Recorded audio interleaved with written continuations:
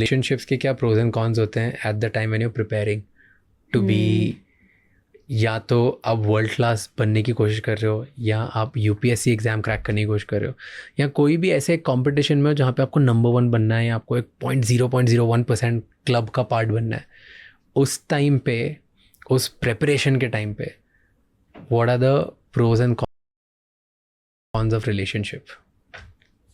आपने 12th fail देखी है? सब लोगों ने देखी है। मज़ा आया, बहुत अच्छी मूवी बहुत थी। मज़ा आया। मान लो मनोज सर और श्रद्धा मैम में से कोई एक भी नहीं बनता सिविल सर्वेंट, आपको लगता है उनकी शादी होती? मतलब हम तो स्पेक्यूलेट ही कर रहे हैं, हो सकता है उनमें इतना प्यार होगा कि वो कर लेते हैं।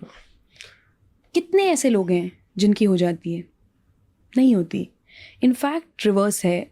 जैसे जो हॉटस्पॉट्स हैं यूपीएससी तैयारी के, राजेंद्र नगर और मुखर्जी नगर, वहाँ पर आपको इतने सारे बेचारे आशिक मिल जाएंगे जिनके कोई पार्टनर था, उसका हो गया और उसने फिर इनको छोड़ दिया क्योंकि अब वो सिलेक्ट हो गए और ये नहीं हुए।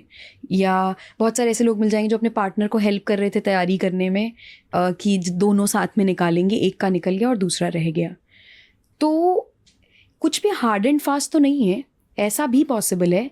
ऐसे भी मैंने केसेस देखे हैं जहाँ पर आपका रिलेशनशिप एक पॉजिटिव रोल प्ले करता है आपकी तैयारी में, क्योंकि वो जो आपका कंपेनियन होता है वो एक अच्छा साथी होता है, आपका स्टडी पार्टनर होता है, आपका इमोशनल सपोर्ट होता है, आपका क्रिटिक भी होता है, आपके लिए वो चेक भी रखता है कि आज आपने अपना टारगेट्स मीट किए नहीं किए।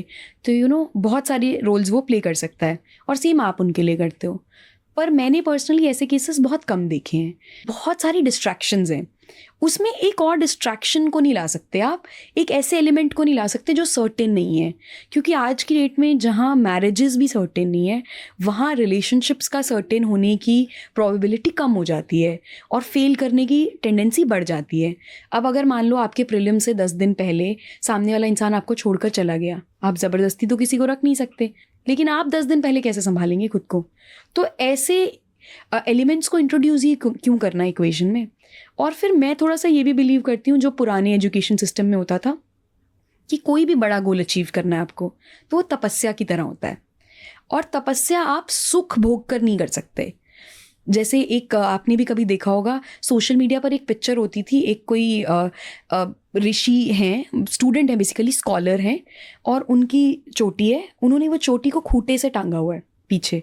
क्यों टांगा हुआ है? ताकि वो सो ना पाए, बैठे हैं वो और चोटी को खूंटे से बांध रखा है और पढ़ रहे हैं।